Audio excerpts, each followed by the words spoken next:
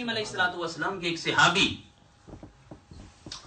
حضرت ثعلبہ بن عبد الرحمن رضی اللہ تعالی عنہ، ایک مرتبہ نبی کریم علیہ الصلوۃ والسلام نے انہیں ارشاد فرمایا ثعلبہ جاؤ فلاں بندے کو بلا کر لاؤ۔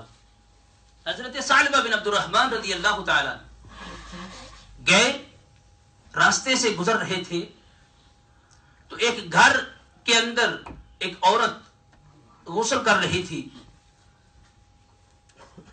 تو غیر ارادی طور پر، یعنی کوئی ارادہ نہیں تھا، غیر ارادی طور پر اس کے ننگے بدن پر ان کی نگاہ پڑ گئی، کوئی ارادہ نہیں تھا، اس قدر خوف میں مبتلا ہوئے اور اپنے آپ سے کہتے ہیں کہ ثعلبہ تجھے تو اللہ کے رسول نے کسی کام کے لیے بھیجا تھا، تجھ سے یہ کیا گناہ سرزد ہو گیا؟ تو پھر سوچنے لگے کہ اب واپس میں اللہ کے رسول کی بارگاہ میں کون سا منہ لے کر جاؤں گا، حالانکہ گناہ کرنے کا ارادہ نہیں تھا، غیر ارادی طور پر نگاہ پڑ گئی۔ تو بجائے کہ اس بندے کو بلاتے اور اللہ کے رسول کی بارگاہ میں حاضر ہوتے، مکہ المکرمہ اور مدینہ المنورہ کے درمیان بڑے بڑے پہاڑ ہیں، ان پہاڑوں پر بھاگتے ہوئے چلے گئے، 40 دن تک ان پہاڑوں پر روتے رہے، 40 دن تک۔ اور گناہ کیا تھا؟ غیر ارادی طور پر ایک نگاہ پڑ گئی تھی۔ 40 دن کے بعد اللہ کے محبوب رسول صلی اللہ علیہ وسلم نے حضرت سلیمان فارسی کو اور حضرت عمر بن الخطاب رضی اللہ تعالی عنہ کو ارشاد فرمایا جاؤ ثعلبہ بن عبد الرحمن فلاں پہاڑ کے اندر ہے، اسے میرے پاس لاؤ۔ سبحان اللہ۔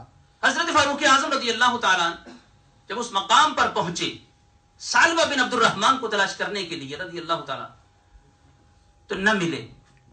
ایک بندہ بکریاں چلا رہا تھا، اسے پوچھا کہ اس حلیے کا ایک بندہ کیا یہاں موجود ہے؟ وہ کہنے لگا تمہیں کس بندے کی تلاش ہے؟ وہ جو جہنم کے ڈر سے بھاگا ہوا ہے۔ تو حضرت فاروق اعظم سمجھ گئے کہ وہی ہے، فرماتے ہیں ہاں اسی بندے کو ہم تلاش کر رہے ہیں۔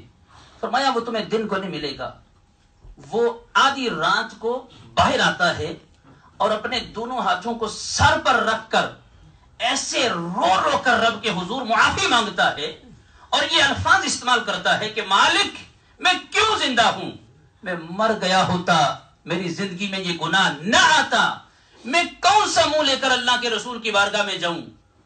وہ بندہ جب روتا ہے تو اس کے رونے میں ایسا درد ہوتا ہے کہ فضائیں اور ہوائیں بھی روتی ہیں۔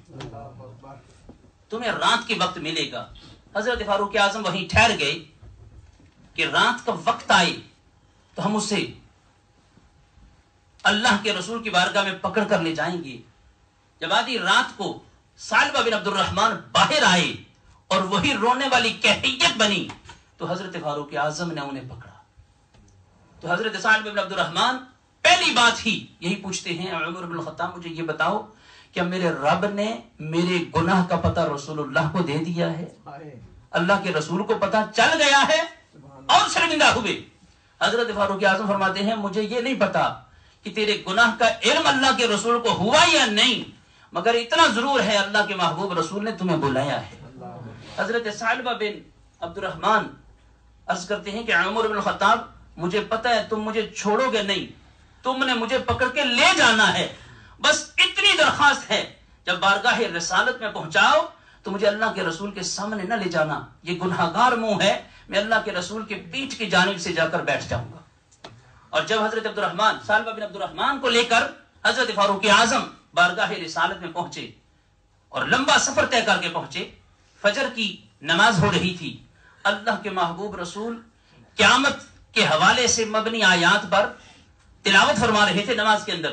حضرت ثعلبہ بن عبد الرحمن نے جب وہ آیات سنی غش کھا کر زمین پر گرے اور بے ہوش ہو گئے۔ جب نماز ختم ہوئی تو اللہ کے محبوب رسول نے حضرت فاروق اعظم کو دیکھا اور پہلی بات یہی پوچھی ثعلبہ ملا ہے یا نہیں؟ عرض کرتے ہیں یا رسول اللہ مل گیا ہے، لے آیا ہوں۔ فرمایا کہاں ہے؟ یا رسول اللہ یہاں بے ہوش پڑا ہوا ہے۔ اللہ کے رسول صلی اللہ علیہ وسلم نے حضرت ثعلبہ کے سر کو اٹھایا اور اپنی گود کے اندر رکھا، چہرے پر اور سر پر ہاتھ پھیرا اور اللہ کے رسول صلی اللہ علیہ وسلم فرماتے ہیں اے ثعلبہ پڑھو ربنا ظلمنا انفسنا وان لم تغفر لنا وَتَرْحَمْنَا لَنَكُونَنَّ مِنَ الْخَاسِرِينَ۔ یہ اللہ کے نبی حضرت آدم علیہ السلام کی وہ دعا ہے کہ اے مالک ہم نے اپنی جانوں پر ظلم کر لیا، اگر تو ہم پر رحم نہیں فرمائے گا تو ہم تو خسارہ اٹھانے والوں میں سے ہو جائیں گے۔ پھر حضرت ثعلبہ کو جب ہوش آیا تو اپنے سر کو اللہ کے رسول کی گود سے ہٹا لیتے ہیں۔ اللہ کے رسول نے فرمایا ثعلبہ یہ کیا؟ عرض کرتے ہیں یا رسول اللہ یہ سر اور یہ دماغ اور یہ جسم اتنا گناہگار ہے کہ آپ کی گود کے اندر کسی صورت میں رہنے کے لیے یہ اس قابل ہی نہیں ہے کہ آپ کی گود میں پڑا رہے۔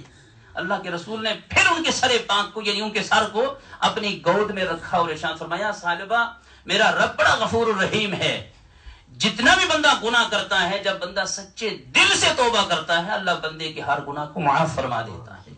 جب تسلی عطا فرمائی تو حضرت ثعلبہ کی ایک زوردار آواز نکلی اور اسی مقام پر ان کی روح پرواز کر گئی۔ جب روح پرواز کر گئی تو اللہ کے محبوب رسول نے حکم فرمایا ثعلبہ کی کفن دفن کی تیاری کرو۔ جب ان کے کفن دفن کا اہتمام کیا گیا صحابہ کرام نے دیکھا اللہ کے رسول پورا پاؤں زمین پر نہیں رکھ رہے تھے، جنازے کے لیے نکلتے ہوئے اپنی ایڑیاں اوپر اٹھا کر چل رہے تھے۔ ایک بندے نے پوچھا یا رسول اللہ اس کی کیا وجہ؟ فرمایا یہ ثعلبہ بن عبد الرحمن کی توبہ اور احساس توبہ میرے رب کی بارگاہ میں اس قدر مقبول ہوا ہے کہ رب نے فرشتوں کی جماعت کو اس کے جنازے کے لیے بھیجا ہے۔ میرے زمین پر پورا پاؤں